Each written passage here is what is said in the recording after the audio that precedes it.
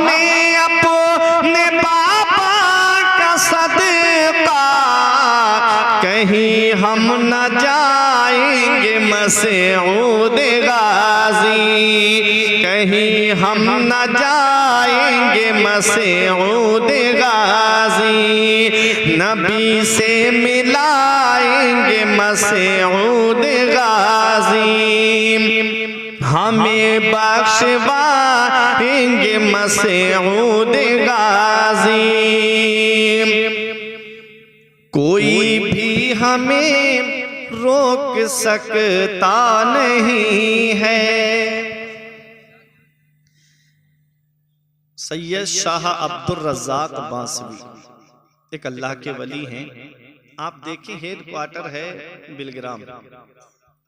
बिलग्राम शरीफ से मीर मोहम्मद इस्माइल वास्ती रज़्ज़ाक़ी मसौली शरीफ गए। मीर मोहम्मद इस्माइल वास्ती के पीरो मुर्शिद हैं सैयद शाह अब्दुल रज़्ज़ाक़ बांसवी। उनका एक हज्जाम था जो हर साल गाजी पाक के उर्स में जाता था। एक दिन कहने लगा, हुजूर वक्त से पहले आ गया, नाखून तरशवा लीजिए, खत बनवा लीजिएगा, मैं जा रहा हूँ गाजी पाक के उर्स में। उन्होंने रोक लिया अपने पास, अरे ठहर जाओ, साथ में हम भी चलेंगे। रुक गया। अल मुख्तसर ये कि वक्त करीब आ गया। उसने कहा, हुजूर चलेंगे नहीं? कहा, मुझे काम लग गया है, तुम ही चले जाओ। कहा, हुजूर जब जाना नहीं था तो मुझे रोका क्यों? अब तो काफिला भी चला गया, मैं कैसे जाऊं? हुजूर सैयद सालार मसूद गाजी की मोहब्बत देखें। जिसे गाजी पाक बुलाते हैं उसे कोई रोक नहीं सकता। ये गाजी पाक की शान है। तो आपने फरमाया, रो मत, तुम्हें उर्स में जाना है ना? कहा हाँ। एक रुका दिया और कहा कि फला जगह चले जाना और एक घुड़सवार आएगा, चेहरे पे नकाब पड़ी होगी और ये रुका उसको दे देना, वो जो जवाब दे मेरे पास ले आना। उसने कहा, हुजूर जाऊं कैसे? कहा, आंखें बंद कर। जब उसने आंखें बंद की, अल्लाह के वली ने अपना हाथ उसके सर पे रखा, फरमाया आंखें खोल। जब उसने आंखें खोली तो वो बांसा शरीफ में नहीं बल्कि बहराइच शरीफ की सरजमीन। सुभान अल्लाह, सुभान अल्लाह। अब वक्त मुकर्ररा पे वहां पहुंच गया। एक घुड़सवार आया, दुआ सलाम हुआ और उसने उससे पर्चा मांगा, पर्चा दिया। उन्होंने भी एक पर्चा वापस किया और कहा कि ये उन्हें दे देना। कहा, जाऊं कैसे? कहा, आया कैसे था? कहा, मैं आया, मेरी आंखें बंद कराई, मेरे शेख ने मेरे सर पे हाथ रखा। कहा, आंखें बंद कर। जब उसने आंखें बंद की, आपने जब अपना हाथ रखा तो अब वो बहराइच में नहीं बल्कि बांसा शरीफ में सैयद शाह अब्दुल रज़्ज़ाक़ बांसवी के सामने खड़ा है और आम मुस्कुरा रहे हैं। हो आए बहराइच? कहा, हाँ हुजूर बहराइच हो आया।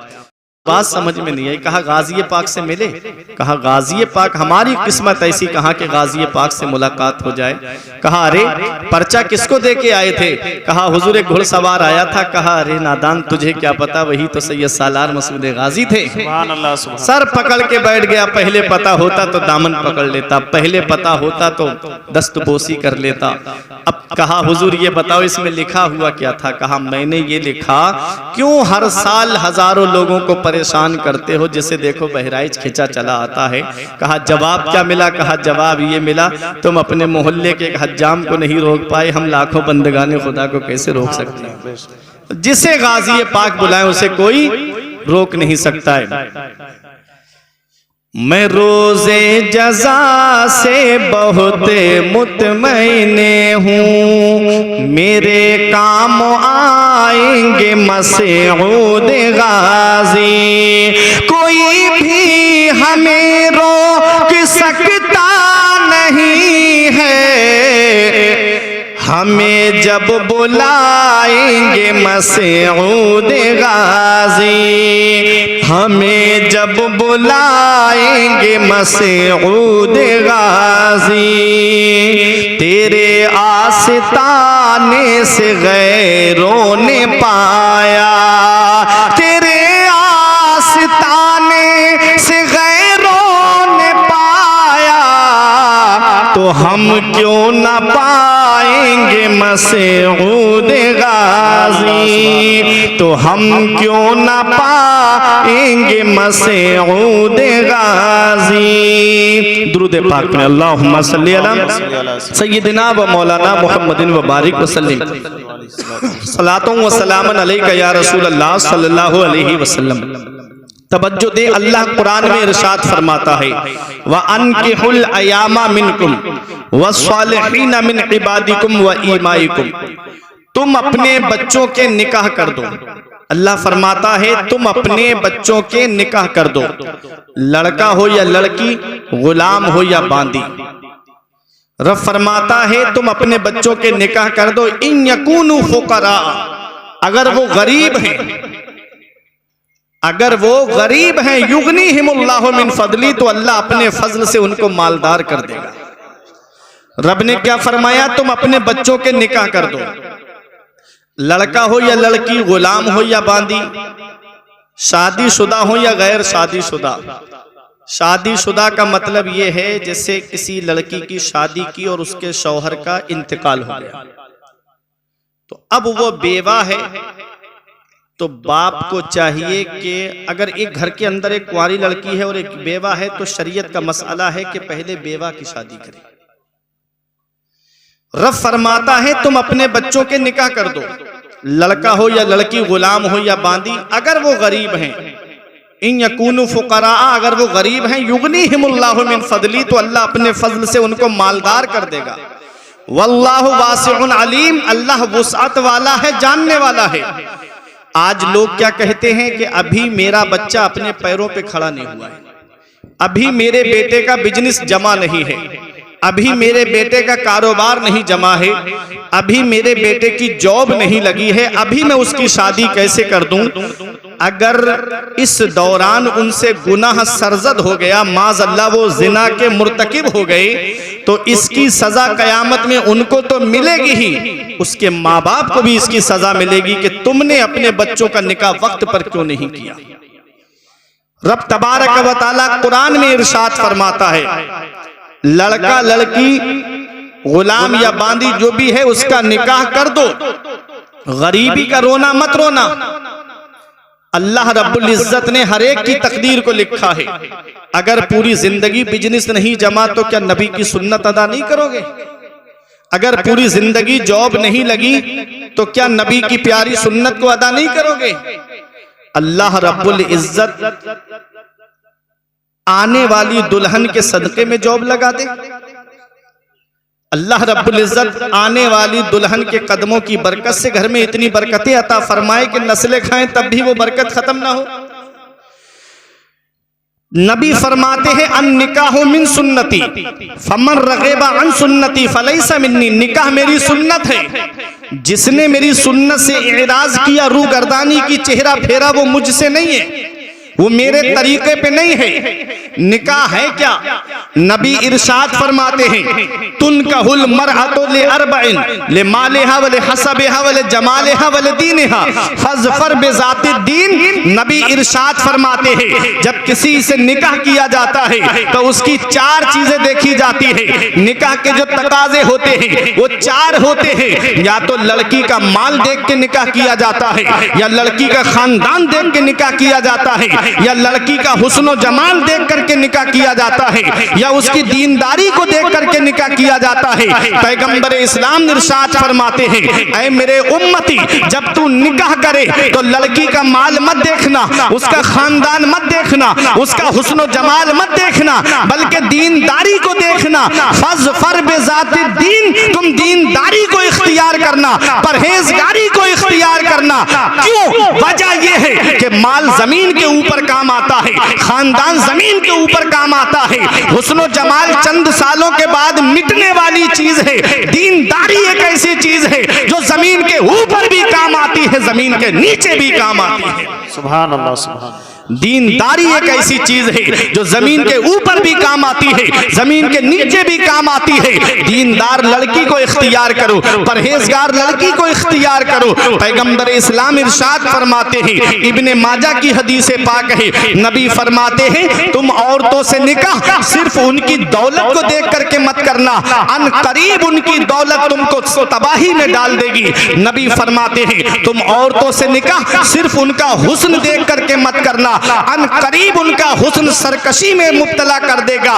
पैगंबर इस्लाम इरशाद फरमाते हैं जब तुम निकाह करो तो दीनदारी को देख करके निकाह करना। वला अमतुन खरमाओ सौदाओ जातो दीनिन अफदलो, नबी फरमाते हैं काली कलूटी बांधी ज्यादा बेहतर है उस हसीन से जो फितने उठाती हुई चले। सरकार मुफ्ती आजम फरमाते हैं वो हंसी क्या जो फितने उठाकर चले, वो हंसी क्या जो फितने उठाकर चले। या रसूल अल्लाह हाँ हंसी तुम हो फितने मिटा कर चले। हमने देखा है आदमी सिर्फ दौलत की वजह से निकाह कर लेता है, चंद दिन नहीं गुजरते कोर्ट कचहरियों के चक्कर लगने शुरू हो जाते हैं। जरा सा आपस में मियाँ बीवी में कोई अनबन हो गई, मायके फोन किया, दौलत वाले थे पैसे वाले थे, अपने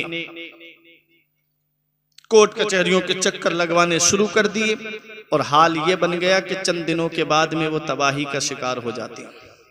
सिर्फ हुस्न देख करके निकाह कर लिया। खूबसूरती को, आजकल की खूबसूरती कोई खूबसूरती है, ब्यूटी पार्लर जाने से पहले देख लो और ब्यूटी पार्लर से आने के बाद में देख लो। सिर्फ दीनदारी को देख करके निकाह करो, परहेजगारी को देख करके निकाह करो।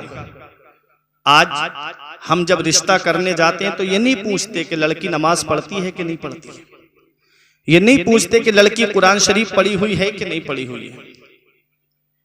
बस बीच वाले ने, बिचौलिया ने बता दिया घर बहुत अच्छा है, इतना सामान मिलेगा, ये जहेज मिलेगा, ये गाड़ी मिलेगी, वो गाड़ी मिलेगी, मंगनी में इतना होगा, दिखनौर में इतना हो जाएगा, घर में जितनी औरतें हैं सबको सोने की टूमें मिलेंगी। बस माल देखा, दौलत देखी, रिश्ता पक्का। चंद दिन नहीं गुजरते, ये दौलत कितने दिन की है, ये पैसा कितने दिन का है। मैंने जहेज के सामान को 1-2 साल में फर्नीचर को जलते हुए देखा, दीमक खा जाती है। गाड़ियों को मैंने डैमेज होते हुए देखा।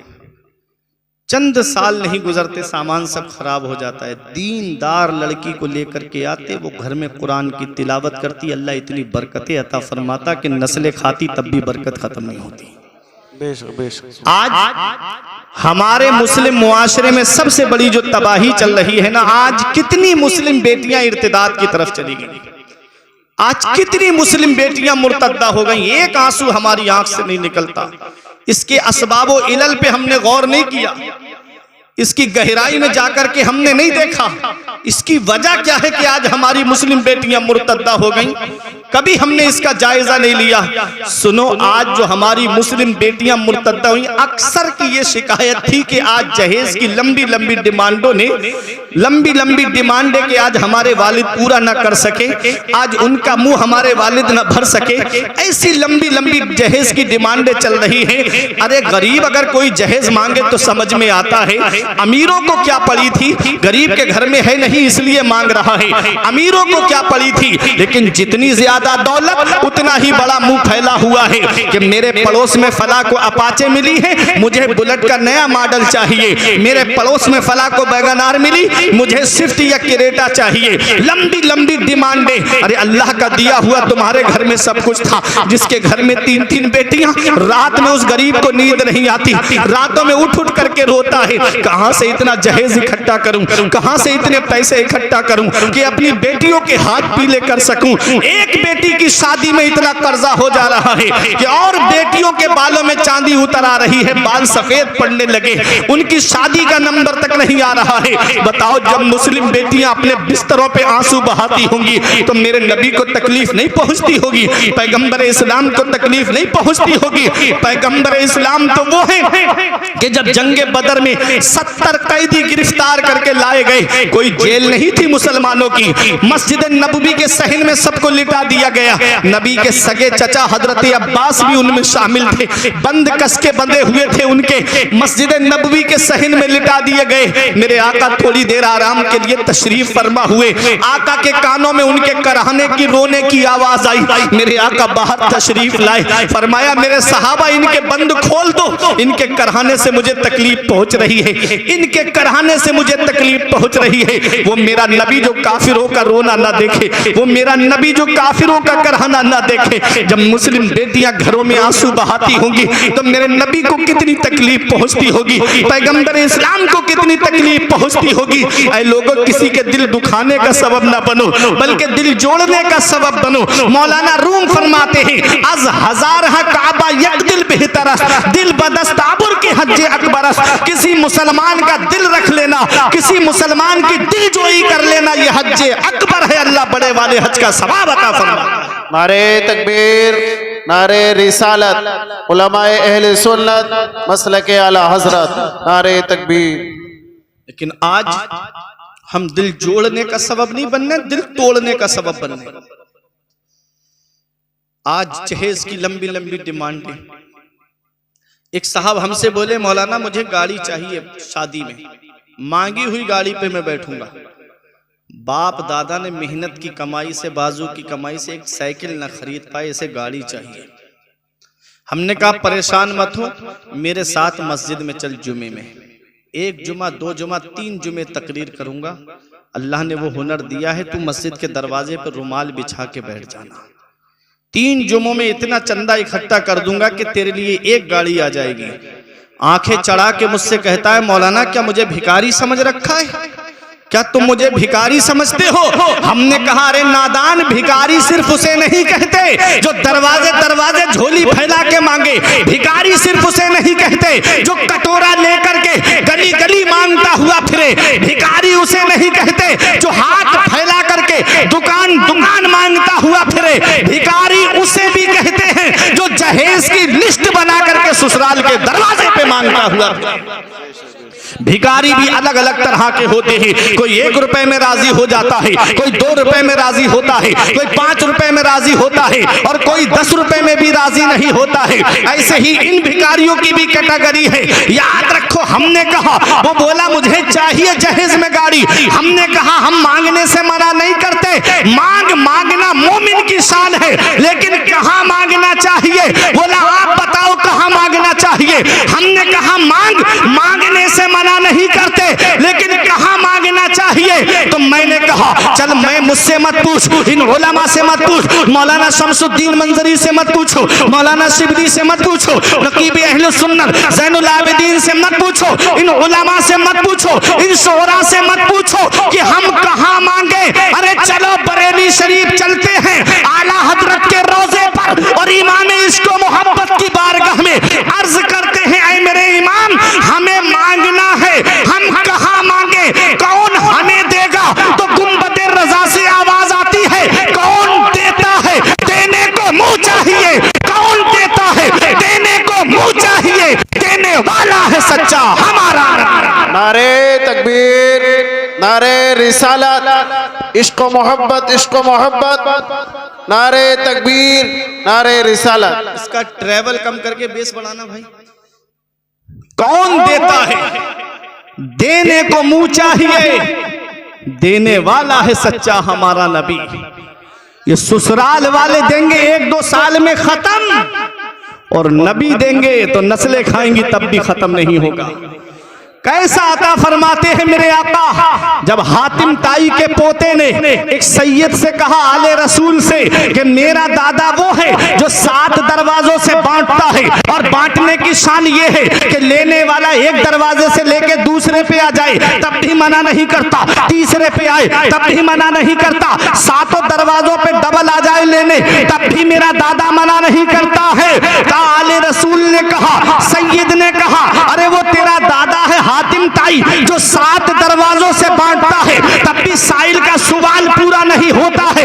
एक दरवाजे पे लेके दूसरे पे आ जाता है, दूसरे से तीसरे पे, 7 दरवाजों पे आता है, तब भी सवाल पूरा नहीं होता। अरे मेरे नाना वो है जो एक दरवाजे से बांटते हैं, और बांटने की शान ये है कि लेने वाला एक बार मेरे नाना की चौखट पे आ जाए तो कयामत तक किसी के सामने हाथ नहीं फैलाता है। आला हजरत पुकार उठे, वाह क्या जूदो करम है सहेबत हा तेरा, वाह क्या जूदो करम है सहेबत हा तेरा, नहीं सुनता ही नहीं मांगने वाला तेरा। सुभान अल्लाह, सुभान अल्लाह, माशाअल्लाह। नहीं सुनता ही नहीं मांगने वाला तेरा, नहीं सुनता ही नहीं मांगने वाला तेरा। मांगेंगे मांगी जाएंगे, मुंह मांगी पाएंगे। सरकार में ना लाहे ना हाजत अगर की है, बस खुदा खुदा का यही है दर, नहीं और कोई मफर मकर। जो वहां से हो यही आके हो, जो यहां नहीं तो वहां नहीं। नबी की बारगाह में मांगो, अल्लाह की बारगाह में आके मांगो, अल्लाह और उसका रसूल देगा, तब घर का गुजारा होगा। न कोई इंसान किसी इंसान को क्या देता है, आदमी सिर्फ वसीला है, खुदा देता है। आदमी सिर्फ वसीला है, खुदा देता है। हर एक की तकदीर अल्लाह ने लिखी है, चाहो तो भीख मांग के ले लो, चाहे अल्लाह की रजा में राजी होके ले लो। सबकी किस्मत अल्लाह ने लिखी है। मौला अली शेर खुदा फरमाते, किस्मत का रिस्क इंसान को ऐसे तलाश करता है जैसे मरने वाले को मौत तलाश करती है। जो आपकी किस्मत में है वो आपको मिलेगा।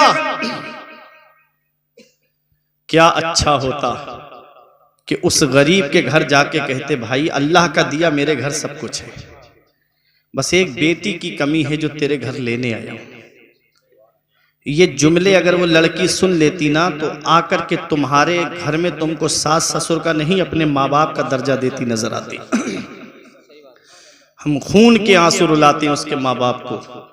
एक गरीब बाप कहां कहां से पैसे इकट्ठे करके अपनी बेटियों के हाथ पीले करता है। आज बेटियां बोझ बनती चली जा रही हैं। बेटी पैदा हो जाए तो चेहरे पे 12 बजने लगते हैं। वजह यही कि अब इसकी कहां से शादी करूंगा, कैसे इसके लिए मंगनी के लिए पैसे जमा करूं, कहां से इतनी दौलत इकट्ठी करूं। बेटियां जहमत नहीं है, बेटियां अल्लाह की रहमत है। पैगंबर इस्लाम के घर में 4 बेटियों ने जन्म लिया। अगर बेटियां जहमत होती तो अल्लाह अपने महबूब को बेटी नहीं देता। बेटियां जुल्मते वक्त में तनवीर बन के आती हैं, खुशनुमा जीस्त की तहरीर बन के आती हैं। बेटियों से जिन्हें नफरत है ये बतला दो उन्हें, बेटियां बाप की तकदीर बन के आती हैं। बेटियां बाप की तकदीर बन के आती हैं। ये उलमाए किराम दर्स व तदरीस से जुड़े हुए हैं। एक हिकायत मैं आपको बताऊं किताबुल कलियूबी की। एक अल्लाह के वली गुजरे हैं, हजरत जुन्नून मिस्री। हजरत जुन्नून मिस्री के लिए 10 साल तक आसमान से दस्तरखान उतरता रहा। 10 साल तक खाना आता रहा, आसमान से दस्तरखान उतरता, खाना खाते, बड़ा लजीज खाना होता। एक दिन अल्लाह के वली के दिल में ये ख्याल आया कि ये जो खाना मेरे लिए आता है ना, मैं अल्लाह का वली हूं इसलिए मेरे लिए ये खाना आता है। ए नाठेर वालों, 10 साल के बाद जब उनकी बेटी का इंतकाल हुआ, जब उनकी लख्ते जिगर का इंतकाल हुआ, तो अल्लाह के वली के लिए वो खाना आना बंद हो गया। 10 साल के बाद जब बेटी का इंतकाल हुआ, दस्तरखान आना बंद हो गया। अल्लाह के वली बेटी के जनाजे पे सर पकड़ के कह रहे थे, ये खाना मुझको मेरे नसीब से नहीं मिलता था, मेरी बेटी के नसीब से मिलता था। जुल्मते वक्त में तनवीर बन के आती हैं, खुशनुमा जीस्त की तहरीर बन के आती हैं। बेटियों से जिन्हें नफरत है ये बतला दो उन्हें, बेटियां बाप की तकदीर बन के आती हैं। बहुत दिलकश है हर मंजर मगर अच्छा नहीं लगता। तुम्हारे बिन न जाने क्यों सफर अच्छा नहीं लगता। जमाने भर की सारी नेमतें मौजूद हों फिर भी अगर बेटी ना हो घर में तो घर अच्छा नहीं लगता। अगर बेटी ना हो घर में तो घर अच्छा नहीं लगता। महक रहा है दिलों का जहान बेटी से, जमाने भर में बड़ी घर की शान बेटी से। जरूरी ये नहीं बेटों से नाम रोशन हो, मेरे नबी का चला खानदान बेटी से। बेटियां जहमत नहीं है। आज ये जहेज की लंबी लंबी डिमांड की वजह से बेटियां जहमत बनती चली जा रही। पैगंबर इस्लाम ने ये जहेज की लंबी लंबी डिमांड का दरवाजा वहीं बंद कर दिया था। आज हम नबी की सुन्नतों पे अमल नहीं करते। आज हम नबी के बताए हुए रास्ते पे नहीं चलते। रोना रोया जा रहा है, मुसलमान परेशान बहुत है, मुसलमान सताया बहुत जा रहा है। जब भी कहता हूं या अल्लाह मेरा हाल देख, हुक्म होता है अपना नामे आमाल देख। आज हमारा नामे आमाल नेकियों से खाली है। आज हमारे नामा अमल में कोई ऐसी नेकी नहीं है कि जिस पे सीना तान के ये कहें ये नेकी हमको जन्नत में लेके जाएगी। जिनको दुनिया में जन्नती होने की खुशखबरी मिली, बशारत मिली, उनके खौफे खुदा का आलम देखो। हजरत उस्मान गनी जो दामादे रसूल हैं, खलीफा स्वयं हैं, वो हजरत उस्मान गनी के नबी की 2 शहजादियां जिनके निकाह में आई, वो हजरत उस्मान गनी नबी फरमाते मेरे उस्मान ने 2 मरतबा जन्नत को खरीद लिया है। वो हजरत उस्मान गनी के खौफे खुदा का आलम देखो। जब जब कब्रिस्तान से गुजरते खड़े हो जाते, इतना रोते, आंखों में आंसू निकल आते, आंसू जमीन पे गिरने लगते, दाढ़ी भीग जाती। देखने वाले देख के कहते हुजूर बख्शे बख्शाए फिर भी आप रोते हो? तो कहते कि ये कब्र दुनिया की मंजिलों में सबसे आखिरी मंजिल है और आखिरत की मंजिलों में सबसे पहली मंजिल है। अगर इंसान कब्र के सवालों के जवाब में पास हो गया तो आगे आसानियां हैं, और अगर कब्र के सवालों के जवाब में फंस गया तो बड़ी मुश्किलें हैं। आज हम कब्र की तारीकी को भूल गए, आज हम कब्र की वहशतनाकी को भूल गए, आज हम कब्र के अंदर के कीड़े मकोड़ों को भूल गए, आज हम कब्र की सख्ती को भूल गए, आज हम कब्र की तंगी को भूल गए। आज एक आंसू हमारी आंख से नहीं निकलता। तुम क्या समझते हो दुनिया में हमेशा रहने आए हो? तुम क्या समझते हो दुनिया में हमेशा रहने के लिए आए हैं? ये दुनिया चंद दिन की है मेरे अजीजों। मौत का कोई भरोसा नहीं है, मौत का कोई पता नहीं कब आ जाए, किस जगह आ जाए और किस हाल में आ जाए। अरे जब मौत आए तो इस हाल में हमारी मौत आए कि जब इधर जनाजा उठे तो कोई ये ना कहे कि इमामों को सताने वाले का जनाजा जा रहा है, आलिमों की तौहीन करने वाले का जनाजा जा रहा है, मस्जिद और मदरसों की बुराई करने वाले का जनाजा जा रहा है, पार्टी बंदी कराने वाले का जनाजा जा रहा है। इस हाल में दुनिया से जाना कि जब इधर जनाजा उठे तो मोहल्ले के लोग ये कहें गद्दार मुस्तफा का नहीं, वफादार मुस्तफा का जनाजा जा रहा है, आशिके रसूल का जनाजा जा रहा है। जब इस हाल में दुनिया से जाओगे तब मेरे इमाम का शेर पढ़ा जाएगा, लहिद में इसके रुखे शह का दाग लेके चले, लहिद में इसके रुखे शह का दाग लेके चले, अंधेरी रात सुनी थी चिराग लेके चले। सुभान अल्लाह, सुभान अल्लाह, माशाअल्लाह। अंधेरी रात सुनी थी, या रसूल अल्लाह, जिंदाबाद। अंधेरी रात सुनी थी चिराग लेके चले, तेरे गुलामों का नक्शे कदम है राहे खुदा, वो क्या बहक सके जो ये सुराग लेके चले। नेक बन के दुनिया से जाओ, मुत्तकी बन के दुनिया से जाओ, परहेजगार बन के दुनिया से जाओ। तुमने अभी देखा नहीं 3 साल पहले कोरोना काल में क्या हाल हो गया था? इंसान घरों के अंदर कैद हो गया, मस्जिदों में ताले पड़ गए, मदरसों में ताले पड़ गए, स्टेशनों पे ताले पड़ गए, एयरपोर्ट पे ताले पड़ गए। खाना काबा का तवाफ कभी नहीं रुका, उस मौके पे खाना काबा का तवाफ रोक दिया गया। मस्जिद नबवी में 1450 साल से कभी मस्जिद नबवी में ताले नहीं पड़े, लेकिन उस मौके पर ताले पड़ गए। लेकिन इंसान ने लॉकडाउन को भी ऐसे ही गुजारा। किसी ने उर्दुगुल गाजी देख करके गुजारा, किसी ने फिल्में देख करके गुजारा, किसी ने गाने सुन करके गुजारा, किसी ने घर के अंदर जुआ खेल करके गुजारा। कोई लूडो खेल रहा है, कोई शतरंज खेल रहा है, कोई जुबी पे पैसे लगा रहा है, ऑनलाइन जुआ खेल करके किसी ने वक्त गुजारा। उस दौर को याद करो प्यारे मुसलमानों। आज हमारे मोबाइल की बैटरी डाउन होने वाली होती है तो नोटिफिकेशन आता है कि मोबाइल की बैटरी डाउन होने वाली है, इसको चार्जिंग पे लगा दो। लेकिन जब मौत आएगी तो कोई नोटिफिकेशन नहीं आएगा। मौत कब आए, किस जगह आए और किस हाल में आए, कोई पता नहीं है। जो पहली लहर में बच गए वो दूसरी लहर में निकल गए। अरे बड़े बड़े दौलत वाले, पैसे वाले गंगा नदी के किनारे बेगोरो कफन पड़े हुए थे, उनके घर वाले लेने तक नहीं गए, उनकी औलाद देखने तक नहीं गई। अरे नाटेर वालों, किस्मत वाला है वो बाप जो औलाद के कांधे पे कब्रिस्तान चला जाए, नसीब वाला है वो बेटा जो बाप के कांधे पे कब्रिस्तान चला जाए, किस्मत वाला है वो भाई जो भाइयों के कांधे पे कब्रिस्तान चला जाए, किस्मत वाला है वो रिश्तेदार जो रिश्तेदारों के कांधे पे कब्रिस्तान चला जाए, किस्मत वाला है वो दोस्त जो दोस्तों के कांधे पे कब्रिस्तान चला जाए।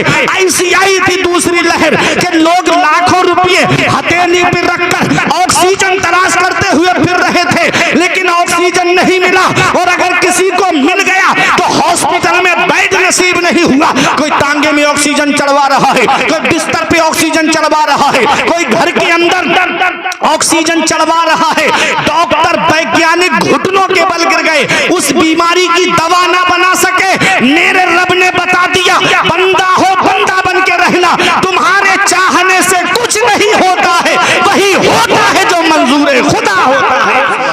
नारे तकबीर, नारे रिसालत, उलमाए अहले सुन्नत मसलके आला हजरत।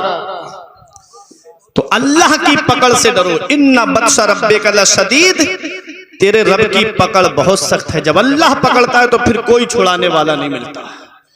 इसलिए मेरे अजीजों, ये जिंदगी की डोर चल रही है, ये जिंदगी की सांसें चल रही हैं। मौके को गनीमत जानो। मस्जिद के दरवाजे खुले हैं, आ जाओ अल्लाह की इबादत के लिए, आ जाओ अपने रब की इबादत करने। आज जिस औलाद को मोबाइल चलाने से मेरे बुजुर्गों फुर्सत नहीं मिलती, वो क्या तुम्हारी कब्र पे जाकर कुरान पढ़ेगी? आज जिस औलाद को व्हाट्सएप देखने से फुर्सत नहीं मिलती, वो क्या ईसाले सवाब करेगी? जिस औलाद को आज फेसबुक चलाने से फुर्सत नहीं मिलती, बाप बेटे एक चारपाई पे बैठे रहें, घंटों बैठे रहेंगे, वो मोबाइल में लगा रहेगा, बात करने तक की तौफीक नहीं मिलती, वो क्या तुम्हारी कब्र पे जाकर कुरान पढ़ेगा? ऐ मेरे नौजवानों, आज जिस बाप से तुम बात करना पसंद नहीं करते, एक दिन आएगा कि जिस दिन बाप की चारपाई घर से उठ गई, उस दिन तुम चिराग लेके भी ढूंढोगे तो बाप जैसा प्यार करने वाली शख्सियत नहीं मिलेगी, बाप जैसी मोहब्बत करने वाली शख्सियत नहीं मिलेगी। आज जिस दौर में हम जिंदगी गुजार रहे हैं ना, ये मिलावटी दौर कहलाता है।